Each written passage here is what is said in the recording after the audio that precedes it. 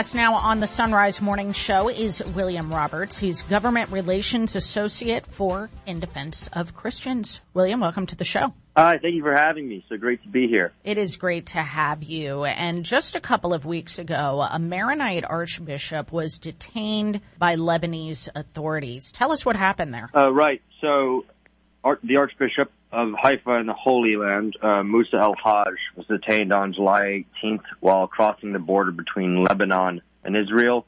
And normally travel over the border between Lebanon and Israel would be prohibited, but there is a special exemption for clergy for them to cross, and he was returning from his parish, servicing his parishioners, bringing aid from those Lebanese Maronites in Israel to people currently living in Lebanon, and he was detained for over 12 hours and interrogated. He was forced to surrender that aid, his passport, other travel documentation, as well as all of the aid that was gathered for those that he was transporting from his parish.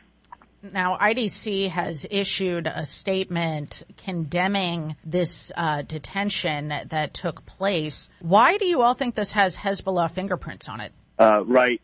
There's lots of indications, but also the restrained response from Hezbollah clearly indicates that this was an attempt by Hezbollah through its infiltration of the security service to intimidate the Maronite patriarch El-Rai, who has been very vocal over the last few months and years in advocating for a more neutral Lebanon, which Hezbollah is very opposed to. So this is a clear, blatant attempt to intimidate the Maronite Church. Well, remind listeners about the influence of Iran in this region and the need for religious freedom, particularly for Christians.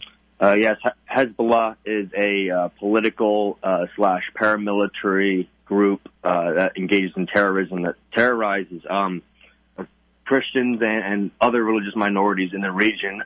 Their goal is essentially to establish a proxy state for Iran, which would devastate Christians and others throughout the region who already experience such terror in places like Iraq and Syria. And also, I mean, it's been a while since we've had someone on from In Defense of Christians to talk about the situation in Lebanon. But, the last that we spoke, things were still pretty chaotic, politically speaking, particularly in the wake of the explosion in Beirut a couple of years ago now. Has anything improved on that front?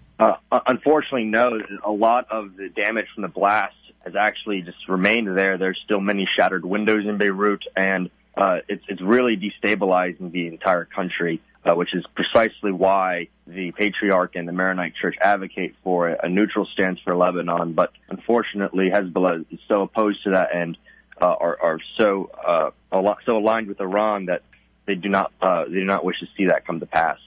Well, is there anything the U.S. government could be doing to help the situation, particularly for Christians in the country? Well, the U.S. could certainly raise attention to this issue internationally and bring attention to the fact that Lebanon is currently being the Constitution of Lebanon and the fabric of the country, as it was laid out as a pluralistic state, is totally under threat. And if we can take action on that and get the international community involved and paying attention to this, is really serious humanitarian crisis over there, then perhaps things can improve. Well, we here in the U.S. have been struggling with, rising inflation and supply chain issues. Is that a concern? Is that a problem in Lebanon as well? Yes. In fact, it's far, far worse.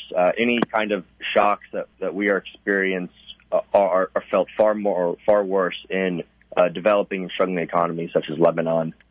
And what is the church trying to do about it? Well, the church is trying to deliver aid, and this is what precisely the Archbishop was trying to do. He was facilitating the transfer of medical supplies, financial support from between families, and this was all seized by the security services, totally unjustly, without justification. Do you know what happened to those supplies?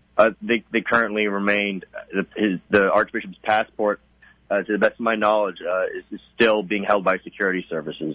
Wow. That is a very concerning situation that you've been telling us about here. We've been talking to William Roberts, Government Relations Associate for In Defense of Christians. And William, if listeners want to get more information about this, are there any action items that you are encouraging people to take in terms of advocating in Congress and the like, that listeners can get more information over at your site? Yes, you can go to our social media page, and we are encouraging any public officials to condemn what has been going on in Lebanon with the detention of the Archbishop. So you can check out our social media at In Defense of Christians on Twitter and Facebook, and also go to our website at indefenseofchristians.com where you can see some of the work we've done.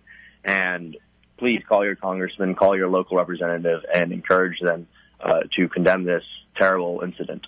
And you can find indefenseofchristians.org linked at sunrisemorningshow.com. William Roberts, thank you so much for your time this morning. Thank you for making us aware of the situation. Thank you very much. You bet. Happy to have you.